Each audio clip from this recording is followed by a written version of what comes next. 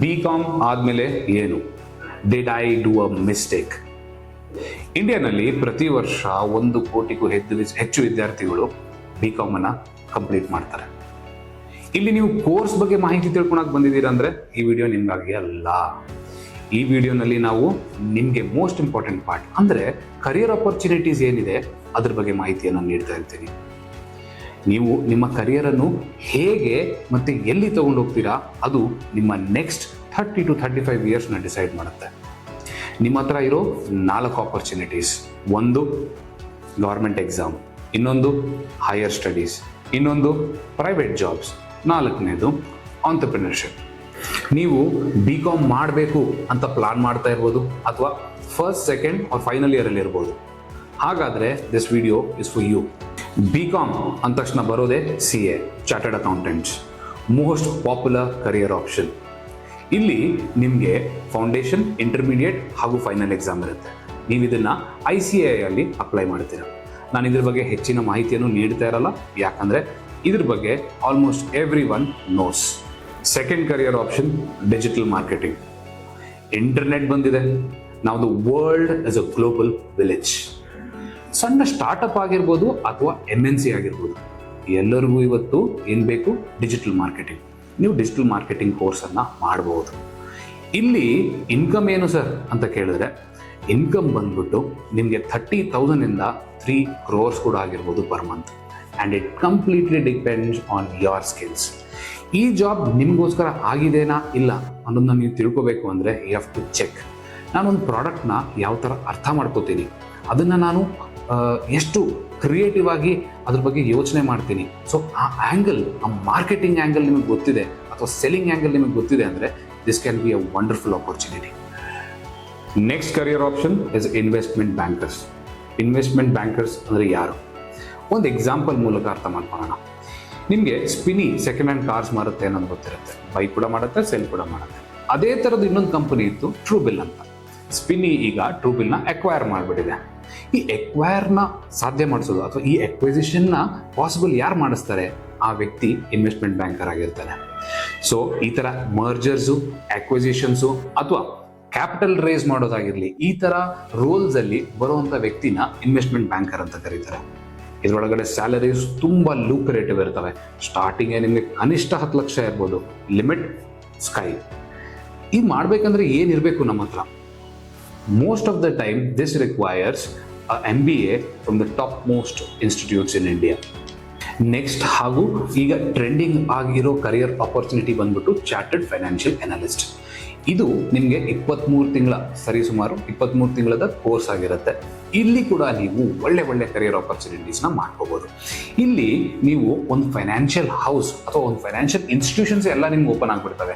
ನೀವು hedge fund markets ಆಗಿರಲಿ ಅಥವಾ ಮ್ಯೂಚುವಲ್ ಫಂಡ್ ಮಾರ್ಕೆಟ್ಸ್ ಆಗಿರಲಿ, ಈ ಥರ ಹಲವಾರು ಮಾರ್ಕೆಟ್ಸ್ನ ಎಂಟರ್ ಮಾಡ್ಬೋದು if you have this certification. ಇದು ಕೂಡ 3 tier ಎಕ್ಸಾಮ್ ಆಗಿರುತ್ತೆ.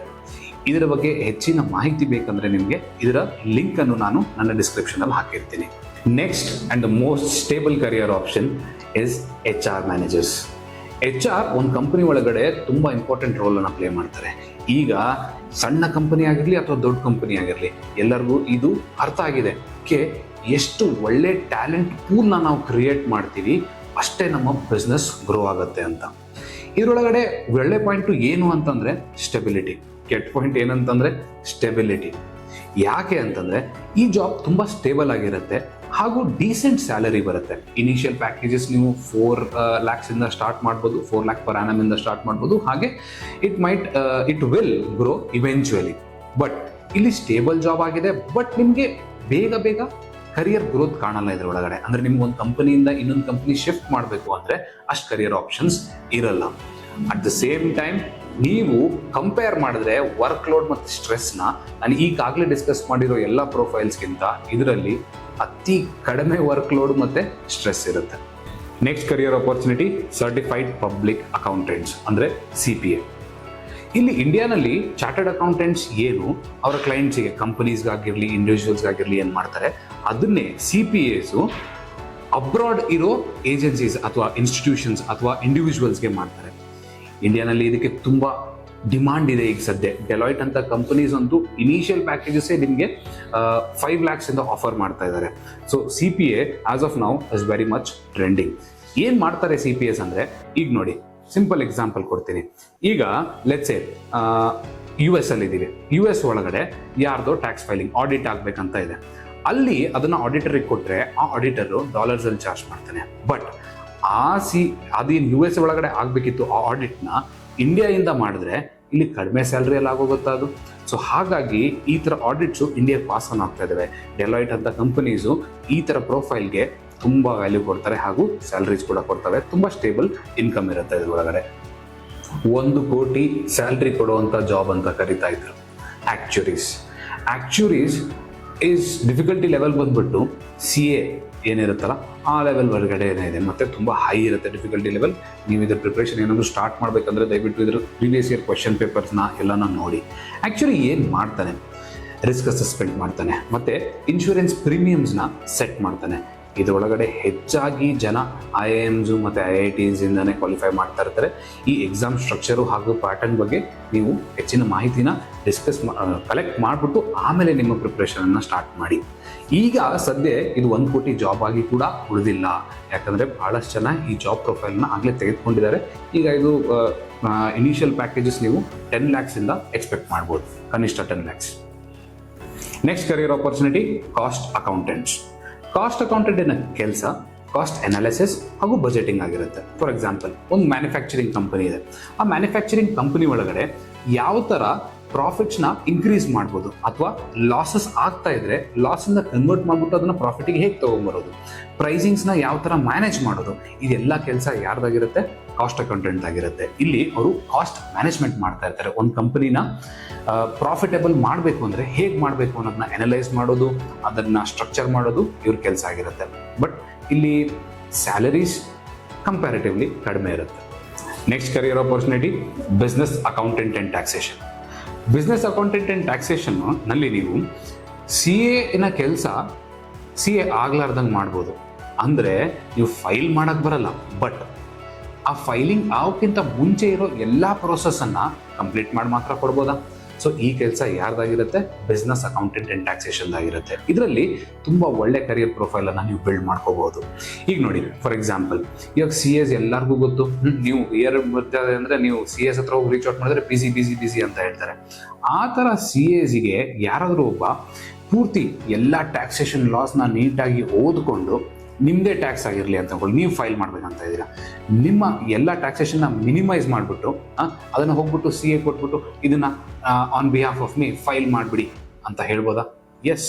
ಸೊ ಇವ್ರು ಯಾರಾಗಿರ್ತಾರೆ? Business accountant and taxation. ಯಾರಿಗೂ ಟ್ಯಾಕ್ಸ್ ಹೆಚ್ಚು ಕಟ್ಟಬೇಕಂತ ಆಸೆ ಇರಲ್ಲ. ಸೊ ಈ ಪ್ರೊಫೈಲ್ಗೆ ಅನ್ಲಿಮಿಟೆಡ್ ಪೊಟೆನ್ಷಿಯಲ್ ಇದೆ. Next is retail managers. Retail ಮ್ಯಾನೇಜರ್ಸ್ನ ನೀವು ದಿನನಿತ್ಯ ನೋಡ್ತಾನೆ ಇರ್ತೀರಾ. ನೀವೆಲ್ಲಾದರೂ ಶಾಪಿಂಗ್ ಹೋಗಿದ್ದೀರಾ ಅಂತ ಅಂದ್ಕೊಳ್ಳಿ, ಅಲ್ಲಿ ನಿಮಗೆ ನಿಮ್ಮ ಮ್ಯಾನೇಜರ್ನ ಕರಿತೀರಾ ಅಂತ ನೀವು ಹೇಳ್ತೀರಲ್ಲ, ಅವರೇ ಏನಾಗಿರ್ತಾರೆ? ರಿಟೇಲ್ ಮ್ಯಾನೇಜರ್ಸ್ ಆಗಿರ್ತಾರೆ.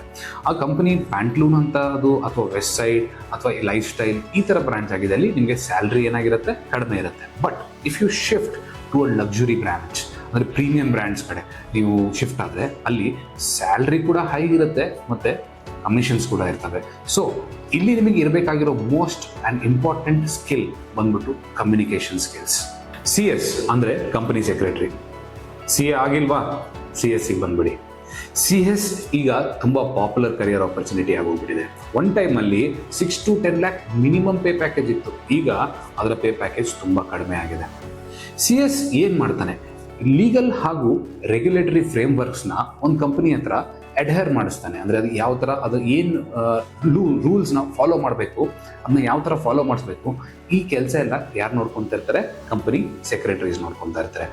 ಇದು ನೀವು ಆಗಬೇಕು ಅಂದರೆ ನೀವು ಒಂದು ಡಿಗ್ರಿ ಕಂಪ್ಲೀಟ್ ಮಾಡಬೇಕು ICSI ಇಂದ. Chartered financial planners, CFP.